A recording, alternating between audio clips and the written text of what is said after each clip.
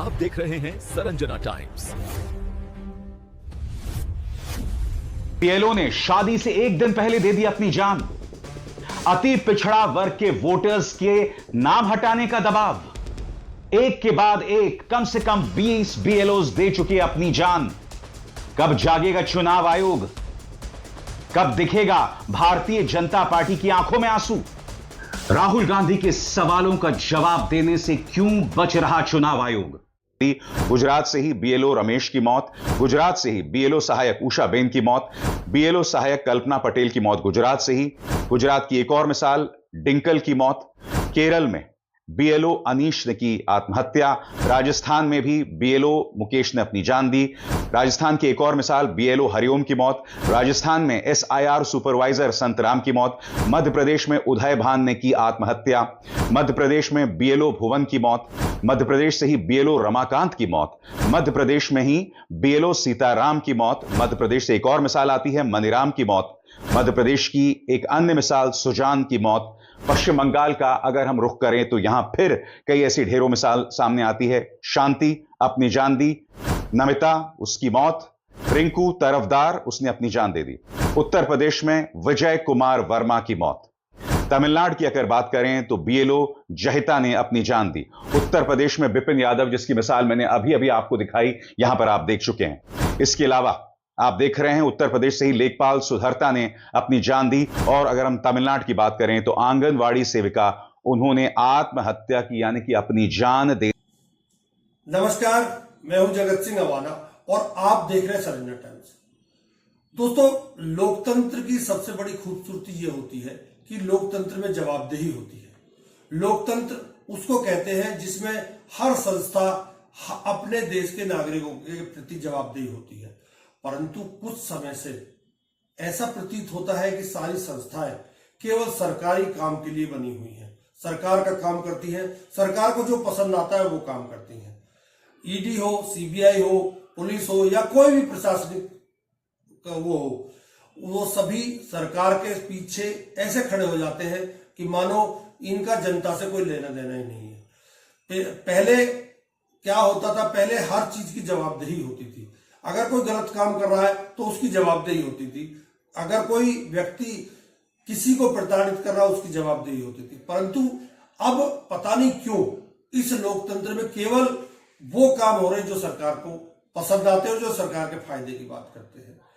नए मामले में मैं आपको ले चलता हूं जो 12 राज्यों में करीब 50 करोड़ मतदाताओं का पुनरीक्षण एसआईआर हो रहा है देश में।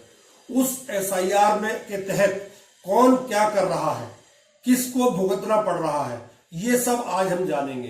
कौन मर रहा है, कितने बीएलओ मर गए हैं अब तक, ये सब जानकारी मैं आज आपके सामने रखूंगा। मैं पहले चलता हूं, पहले मैं आपको वो लिस्ट दिखाऊंगा जिस लिस्ट में अब तक 20 बीएलओ की मौत हो चुकी है। एक बार ये लिस्ट लगी हुई है, आप इस लिस्ट को देखते रहिए और आगे की बात मैं करता हूं।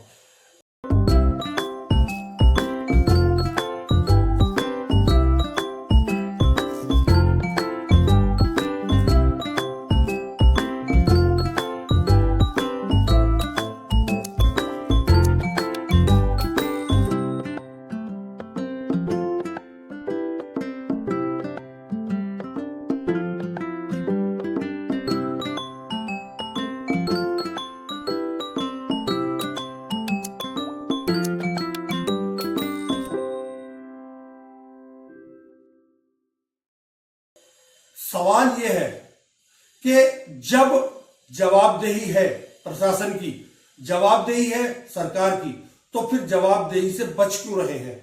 जवाबदेही के चक्कर में और एसआईआर कराने के चक्कर में बीएलओ आत्महत्या कर रहे हैं। पहला मामला है सुधीर कुमार का। ये सुधीर कुमार फतेहपुर के रहने वाले हैं। इनकी 26 तारीख यानी कल शादी होने वाली थी, परंतु शादी से एक दिन पहले ही इसने आत्महत्या कर ली।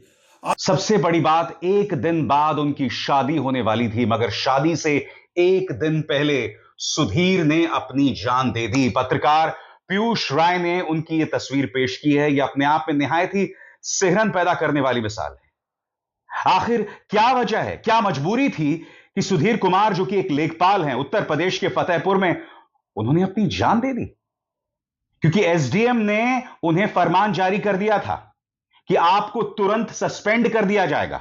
उस डर से सुधीर ने अपनी जान दे दी, क्योंकि सुधीर को लग रहा था कि भाई जब नौकरी ही नहीं रहेगी तो शादी करके मैं क्या करूंगा। इससे बड़ी त्रासदी क्या हो सकती है दोस्तों कि एक दिन बाद शादी थी और एक दिन पहले इस व्यक्ति ने अपनी जान दे दी। अब आप देख सकते हैं इन तस्वीरों में उनके परिजन, उनका अंतिम संस्कार होने वाला है, पुलिस वहां पहुंची है, मगर वो मांग कर रहे हैं कि जो अधिकारी इसके लिए जिम्मेदार है उनके खिलाफ एफआईआर दर्ज किया जाए। सुनिए उत्तर प्रदेश के फतेहपुर जिले से सामने आने वाली बीएलओ की मौत की एक चौंका देने वाली दास्तान। आप यार मान लीजिए कल को आपकी बहन भी हो सकती है, आपका भाई भी हो सकता है, मेरा पिता भी हो सकता है, वो हो सकता है। तो सर ये क्या दिक्कत आ रही है, हैंडल्स कहाँ आ रही है? भाई आप एक चीज बताओ ना कि कोई एक आधार हो तो आधार तो सर एक आती है, वो नौकरी कर रहे थे, हम लोग बिल्कुल मान रहे हैं भाई। यही तो बात है कि सुबह आने से उसके नहीं, हम नहीं मान रहे, हम बस इतना कह रहे हैं सर, एफआईआर दर्ज कराना कोई इतनी बड़ी चीज तो नहीं है सर। आपके खिलाफ भी एफआईआर कहीं दर्ज हो सकती है सर, बिल्कुल, लेकिन सर उसकी जांच होगी ना। जब उसकी जांच होगी सर, आप एफआईआर लगा दीजिएगा सर, आप एफआईआर लगा दीजिएगा, खत्म कहानी। आपके हाथ में है। अब हम इतना भी कह रहे हैं, लेकिन आज एफआईआर दर्ज क्यों नहीं हो रही, बस एक चीज हम जानना। अगर आपको लगता है कि आपसे नहीं होगा, डीएम साहब को बुला दीजिए। डीएम नहीं सर, कोई भी। परिवार वाले भी कह रहे हैं कि एसडीएम को तुरंत सस्पेंड किया जाए, वो इंसाफ की मांग कर रहे हैं। सुनिए उनके परिजन क्या कह रही हैं। काम और घर में शादी है, हम बोले कि उनसे छुट्टी ले लो, लेकिन छुट्टी नहीं मिली। कल छुट्टी का एप्लीकेशन भी गया, लेकिन वो छुट्टी नहीं दी, कह रहे सस्पेंड कर दिया। एक दिन नहीं गए तो उनको सस्पेंड कर दिया, इसी के उनको सदमा लग गया। आज सुबह फिर से आके उनको इतना हड़काए, काम कौन करेगा, काम कराओ चल के। ये एप्लीकेशन दिया गया तो तुम घर क्यों आए? उनको जब से वो घर आए तुरंत दरवाजा बंद कर, कोई जाने नहीं पे, बस उतने में 2 मिनट में फांसी लगा लिए। कल बारात जानी थी क्या? हाँ कल बारात है, अनुमान था। तो कल शाम को खाना पीना सब कुछ खाए, खूब अच्छे से रहे हैं। आज जब से सुबह आया है तभी से ये सब हो गया। न वो आता ना फांसी लगती। क्या चाह रहे हैं आप लोग, क्या मांग कर रहे हैं? हमें न्याय चाहिए, बस हमें न्याय चाहिए। हमारी एफआईआर लिखाइए, हमें बस न्याय चाहिए, तभी यहाँ से बॉडी जाएगी। नहीं इससे पहले बॉडी जाएगी नहीं। परंतु शादी से एक दिन पहले ही इसने आत्महत्या कर ली। आत्महत्या का कारण बताया जा रहा है कि मैंने कहा ना जवाबदेही, अब इसमें जवाबदेही की बात आएगी कि वो उसका आरोप है कि मेरे ऊपर आरोप लगाया, वो दबाव बनाया जा रहा था कि मैं पिछड़े और दलितों की वोट काटूं। अब सवाल उठता है, क्या सरकार वास्तव में पिछड़ों के वोट काटना चाहती है? क्या वास्तव में दलितों के वोट काटना चाहती है?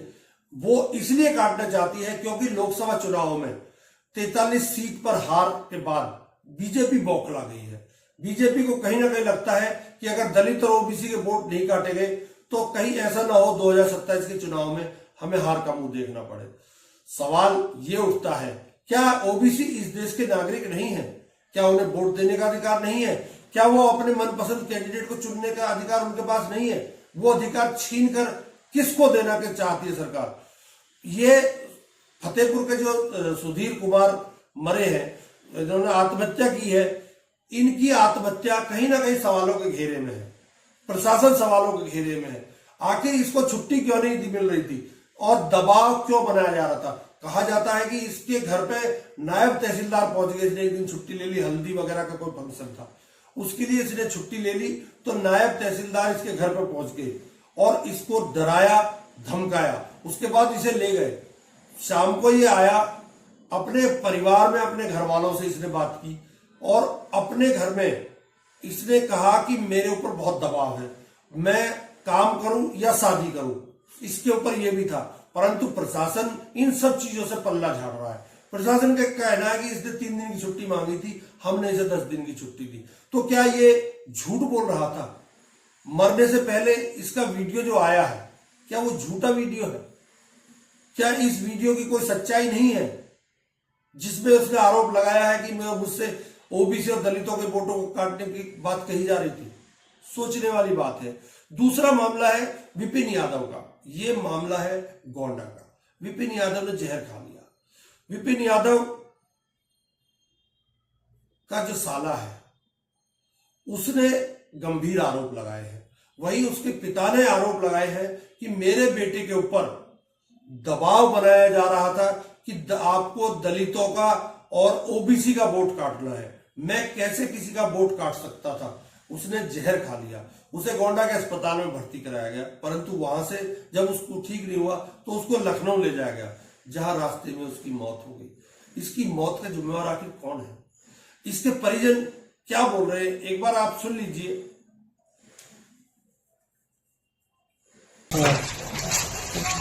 क्यों खाए? दबाव कारण किसके दबाव के कारण? एसडीएम वीडियो लेखपाल और सबका यही दबाव था।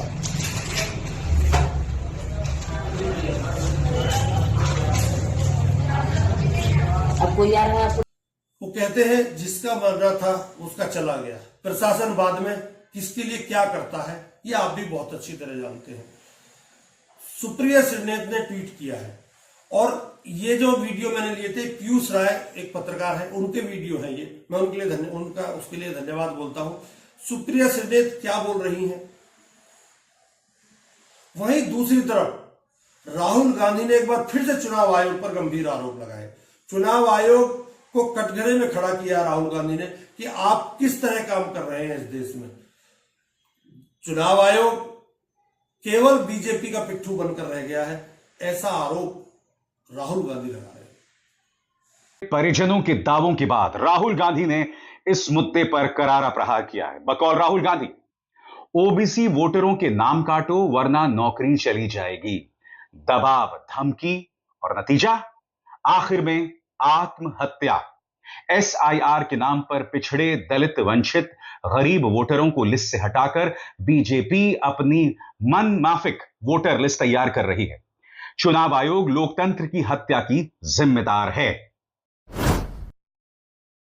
रात में काम करते थे, 11-12 बजे तक लगातार काम कर रहे थे। सुबह उठ के काम करते थे, सोने को पूरा टाइम नहीं मिल पा रहा था। काम का लोड ज्यादा था। वाइफ अभी एक्सपायर हुई थी, 2 महीने पहले सितंबर में एक्सपायर हो गई थी, तो कहीं ना कहीं टेंशन वो भी रही। बच्चों को देखना, स्कूल छोड़ना, ये सब चीजें जिम्मेदारियां जब होती हैं तो आदमी टेंशन में रहता है। ऊपर से डांट पड़ती है, वो और समस्या करता है। क्या डांट, कौन डांट मारता था, क्या बताते थे? यारो महोदय हैं या प्रशासन में जो भी हैं, मीटिंगें बुलाते हैं, सुपरवाइजर्स हैं कि आप काम करके दिए, टारगेट पूरा करके दीजिए, आपका परसेंटेज कम है, ये सब चीजें निकल के आती हैं, तो आदमी प्रेशर में आता है। और आज लो थे, इन्होंने एसआईआर के प्रेशर से तंग आकर जहर खा लिया। अभी खबर आई है कि इनकी मौत हो गई है। मरने से पहले उन्होंने कहा, एसडीएम बीडीओ लेखपाल के दबाव के कारण जहर खाया। ज्ञानेश गुप्ता और नरेंद्र मोदी इस मौत के जिम्मेदार हैं। बात हुई थी तो उन्होंने बोला कि एसडीएम और लेखपाल और बीडीओ ये तीनों मिल करके उनको बुला करके दबाव डालना है उनके ऊपर कि ओबीसी का वोट काटें और बाकी जो है और वोट बढ़ाएं। बाकी वो कहे कि हम जितना पाए हुए हैं, जितने हमको मिले हैं, हम सबका वोट बनाएंगे, अगर हैं तो, अगर नहीं है तो कोई बात नहीं, बाकी जो है हम उनको वोट बनाएंगे। लेकिन वो बार बार कह रहे हैं हम आपको सस्पेंड कर देंगे, हम आपको पुलिस से उठवा लेंगे, हम आपको ऐसा कर देंगे। वो बार बार धमकी दे रहे थे। कौन लोग थे और क्या करवाना चाह रहे थे? वो ओबीसी वोटरों को वोटर लिस्ट में से एसआईआर वाला नाम कटवाना चाह रहे थे। कौन कौन था जो दबाव बना रहा था? एसडीएम बीएलओ और एसडीएम लेखपाल बीडीओ। तो आपसे उनकी कैसे बात होती थी? हमसे रात में बात हुई थी दीदी वाले नंबर से, रात में फोन पे। हम बोले कि बल्कि हम सुबह आ जाएंगे तब चल के बात किया जाएगा, तो हम सुबह पहुंचने से पहले ऐसा हो गया। तो क्या लगा था कि ऐसा वो कर लेंगे? अभी ऐसा कुछ तो नहीं लगा था रात में। बाकी वो बोले कि प्रेशर बहुत है, काम नहीं हो पा रहा है। जबकि 700 वोटरों के उनको मिला था, तो 700 में 350 उनका फाइनल हो चुका था, जो कि 350 ही बचे थे। गांव वाले इस समय लगन बारात में वैसे भी हैं, तो कोई देना चाह नहीं रहा है, तो कितने के लोगों के घर जाएं? हर लोगों के घर जाकर के उन्होंने जागरूक एक बार कर दिया है। अब जब पहुंचाएंगे तभी तो सब जाके घर कर लेंगे। क्या नाम है आपका? क्या लगता है? हमारा नाम प्रतीक कुमार यादव, हम उनके साले हैं। हिंदू अखबार की रिपोर्टर विजेता ने एक बीएलओ, जो टीचर बीएलओ था, उससे बात की। उसने बड़े गंभीर आरोप सरकार पर लगाए हैं, चुनाव आयोग पर लगाए हैं। के साथ साथ बीएलओ भी हैं, और वो यहां क्या कह रहे हैं इस पर गौर फरमाया जाए। बीएलओ ऐप बार बार हैंग हो जाता है। जब हम फोटो अपलोड करने जाते हैं तो कई बार बहुत टाइम लग जाता है और अगर प्रोसेस बीच में छूट जाए तो पूरा काम फिर से शुरू करना पड़ता है। ऊपर से काम करते करते हमारे सुपरवाइजर के फोन आते रहते हैं प्रोग्रेस जानने के लिए। बताइए, हम कॉल उठाएं या अपना काम करें? सरकार जो चाहे वो कर सकती है। सरकार के हाथ में वो चीजें हैं जो वो कुछ भी कर सकती है, परंतु जब इस देश में लोकतंत्र है, ये देश संविधान से चलता है, तो फिर सरकार कैसे अपनी मनमानी कर सकती है? सरकार कैसे दलित और ओबीसी के वोट काट सकती है? सरकार कैसे मुसलमानों के वोट काट सकती है? ये जो आरोप है, इन आरोपों का जवाब कम से कम चुनाव आयोग को देना चाहिए। चुनाव आयोग को आगे आना चाहिए। चुनाव आयोग को यह बताना चाहिए कि ये वोट काटे किसके इशारे पर काटे जा रहे हैं, ये वोट कौन कटवा रहा है और क्यों कटवा रहा है, ये वोट किसके हैं? क्या ये भारत के नागरिक नहीं है जिनके वोट कटवाए जा रहे हैं? क्या बीएलओ जो बने हुए हैं, जो अब तक जान दे चुके हैं 20, क्या वो इस देश के नागरिक नहीं है? क्या उन्हें उनके ऊपर दबाव डालकर आप एक वर्ग विशेष का वोट कटवाकर केवल सत्ता हासिल करना चाहते हैं? ममता बनर्जी यही बातें बोल रही है। ममता बनर्जी ने मैंने कल आपको वीडियो दिखाया था, उसमें चेतावनी दी है उन्होंने कि अगर आपने मेरे साथ खेल किया तो मैं पूरे देश में खेल कर दूंगी। तो क्या चुनाव आयोग देश में अराजकता फैलवाना चाहता है? क्या चुनाव आयोग जो विपक्षी सरकार है उन्हें गिराकर बीजेपी की सरकार बनवाना चाहता है? क्या चुनाव आयोग केवल वो काम करेगा जो सरकार को पसंद आएंगे? क्या चुनाव आयोग का इस देश के प्रति कोई दायित्व नहीं है? क्या चुनाव आयोग का इस देश के संविधान के प्रति कोई कर्तव्य नहीं है? क्या चुनाव आयोग का इस देश के आम नागरिक और वोटर के प्रति कोई जवाबदेही नहीं है? क्या लोकतंत्र अब मनुवाद हो गया है? अगर मनुवाद है तो फिर तो ओबीसी के वोट काट दीजिए, दलित के वोट काट दीजिए, क्योंकि मनुवाद कहता है कि जितने भी स्वर्ण के अलावा कास्ट है इस देश में वो सभी सेवादार हैं, उन्हें कोई अधिकार नहीं है, उन्हें जमीन खरीदने का अधिकार नहीं है, उन्हें प्रॉपर्टी अपने नाम कराने का अधिकार नहीं है, उन्हें बोलने का अधिकार नहीं है। अगर यही सब चीजें हैं तो फिर तो ठीक है, काट दीजिए। परंतु अगर देश में संविधान है और कल संविधान दिवस था, अगर उसी संविधान का वास्ता है आप लोगों को, आप संविधान की कसम खाकर चुनाव आयुक्त बने हैं, तो इस देश के संविधान को बचाना आपका कर्तव्य बनता है। आप सरकार के पिट्ठू बनकर और देश में जो अराजकता का माहौल 12 राज्यों में आपने पैदा कर दिया है, हर जगह अफरा तफरी का माहौल है, कोई किसी के बारे में कुछ बोल दे, कोई कुछ बोल दे, कोई जवाबदेही नहीं है किसी की। अगर अरुणाचल की एक लड़की आरोप लगा देती है कि मुझे वहां बताया कि तुम्हारा पासपोर्ट फर्जी, अरुणाचल तो देश का, भारत का हिस्सा है ही नहीं, चीन का हिस्सा है। चीन में ही बैठी हुई एक लड़की को 18 घंटे एयरपोर्ट पर बंद रखा जाता है, भारतीय लड़की को, अरुणाचल की को। उसकी जवाबदेही किसी की नहीं है। कहां है विदेश मंत्रालय? कहां है सरकार हमारे देश की लाल आंख दिखाने वाली? सवाल आज ये उठ रहा है कि इस देश में विदेशी ताकतों के चक्कर में या विदेश से अपने दोस्तों को व्यापार कराने के चक्कर में एक ऐसी अराजकता का माहौल पैदा किया जा रहा है कि ताकि जनता इनमें उलझी रहे, उत्तर प्रदेश में उलझी रहे, पश्चिम बंगाल में उलझी रहे और 12 राज्यों में उलझी रहे और सरकार से कोई सवाल ही ना करे। ऐसा मामला, ऐसे हालात मीडिया के जरिए और सरकार के जो प्रवक्ता है उनके जरिए इस देश में पैदा किया जा रहा है। चुनाव आयोग चुप है, मर रहे हैं, मरने दो, उनका कोई नहीं मर रहा है। देश का नागरिक भूखा है, मरने दो। देश के नागरिक के पास पैसा नहीं है, कोई बात नहीं। देश का नागरिक बेरोजगार है, कोई बात नहीं। परंतु मैं यहां अंत में यह बात जरूर कहूंगा कि इस देश के नागरिकों के साथ होना भी यही चाहिए, क्योंकि इस देश में जब अंधभक्ति चरम पर हो रही है, इस अंधभक्ति में लोग राम मंदिर की पूजा के लिए भागे डोल रहे हैं, तो पूजा करना बुरी बात नहीं है, परंतु सरकार की जवाबदेही भी तय करना आप लोगों का फर्ज है। वैसे आपके जो अधिकार है वो धीरे धीरे सरकार ने अपने कब्जे में ले लिए। एक आपके पास वोट का अधिकार था, वो भी अब आपसे छीनने वाला है एसआईआर के जरिए। ओबीसी और दलित तो इस देश में अब किसी हिस्से में रहे ना रहे, किसी सरकार के ऊपर कोई फर्क नहीं पड़ेगा। आप देख लेना आने वाले दिनों में। नमस्कार, बहुत बहुत धन्यवाद।